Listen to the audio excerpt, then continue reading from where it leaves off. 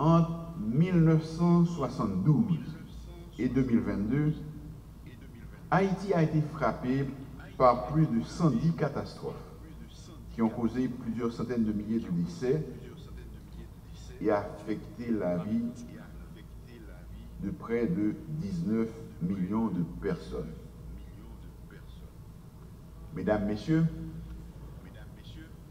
dans un contexte déjà marqué par des crises sociopolitiques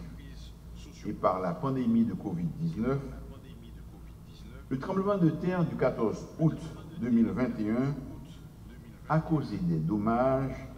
et des pertes évaluées à 1,6 milliard de dollars américains dans les départements du Sud, de la Grande-Anse et des Nègres.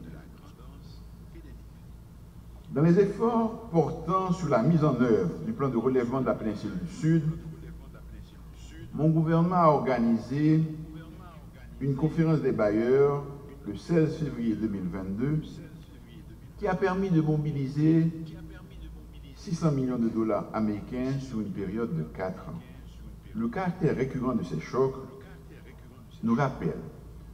que le renforcement de la résilience face aux catastrophes et aux chocs climatiques est un impératif pour notre pays. Durant ces dernières années, des progrès notables ont été réalisés en matière de renforcement du cadre et de la gouvernance de la gestion des risques et désastres. À titre d'illustration, on peut citer l'adoption du décret du 15 juin 2020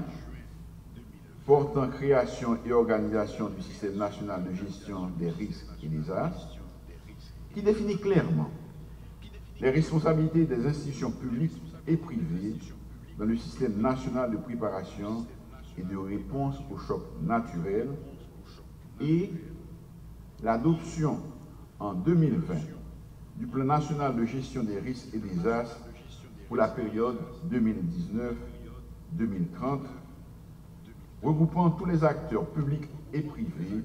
nationaux dans un cadre multisectoriel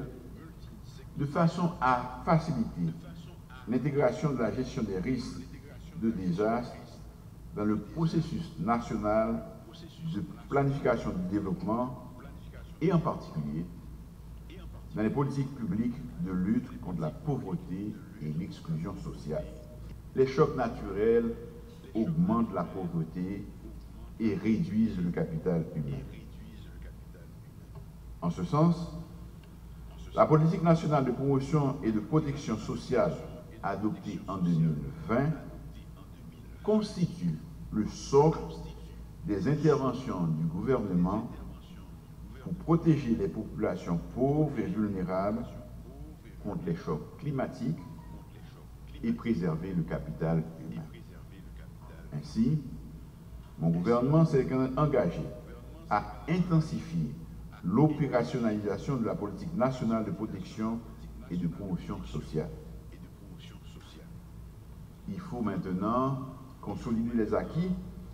et renforcer les capacités financières de l'État afin de prendre des décisions appropriées de manière à atténuer l'impact socio-économique, budgétaire et financier des catastrophes naturelles. La réponse passe par un effort commun, tant au niveau national qu'international, en vue de renforcer les capacités nationales de préparation aux crises à travers des politiques publiques efficaces et des mesures pratiques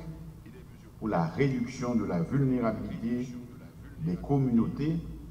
et la protection de leurs moyens de subsistance, mais aussi